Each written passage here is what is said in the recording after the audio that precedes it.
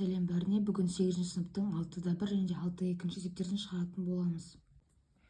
Бұл жерде бізде берілген теңдеулер квадрат теңдеу болады ма, соны анықтау керек. Біз білеміз, квадрат теңдеу 2-ге бөлінеді. Ол келтірілген квадрат теңдеу немесе келтірілмеген квадрат теңдеу.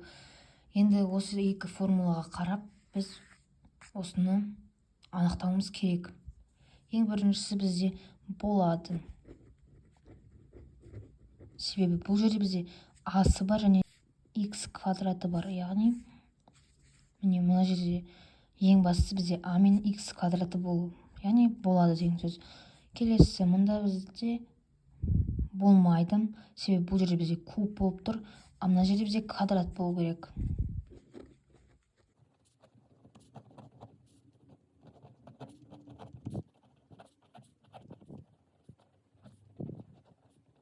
Бұл түсіндірмені сіздер түсінісін деп жазып қойып жатырмын.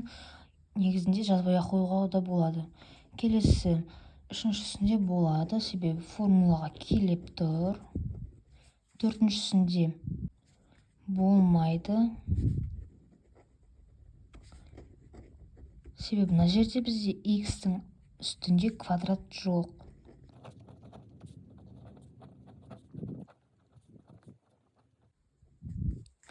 Бесіншісінде бұл жерде бізде болмайды, себебі мына жерде x куб деп тұр, а мына жерде бізде ондай куб немесе квадрат жоқ.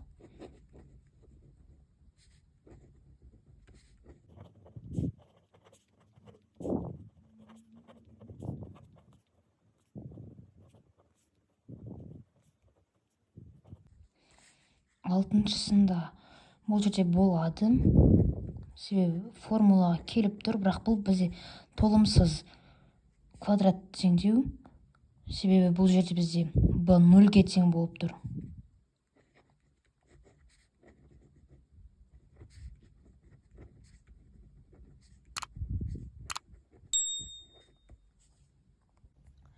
Келесі 6-да 2-ші есеп. Бұл жерде берілген квадрат теңдеулердің коэффициенттерін атау керек.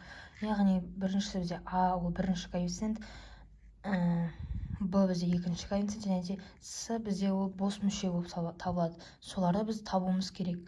Ең бірінші мына жерде біріншісінде бізде 1,7 ол бізде а-ға тең. Мұнда минус деп тұр, хотя бұл жерде бізде плюс болу керек. Яғни минус 1, көрінбейтін бірі бар, ол бізде b. 1,8 ол бізде с-ға тең. Келесі екіншісі, мына жерде 2 бізде а-ға тең болса, минус 3 b-ға тең болады, минус 1 с-ға тең болады. Үшіншісінде мұнда минус 3 ол бізде а-ға тең, b бізде 0-ге тең, с бізде 5,2-ге тең.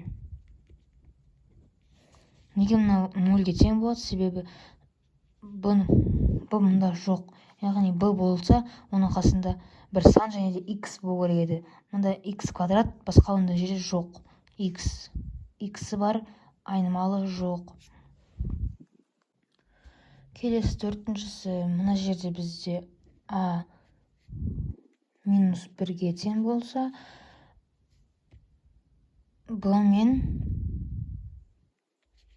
0-ге тең, с 0-ге тең. Мұнда минус 5 ол бізде а, минус 3 b, жа 2 ол с-ға тең. Мына жерде минус 0,8 ол бізде а-ға тең, минус 9 ол бізде b-ға тең, 0 бізде с-ға тең. Себебі с мұнда жоқ.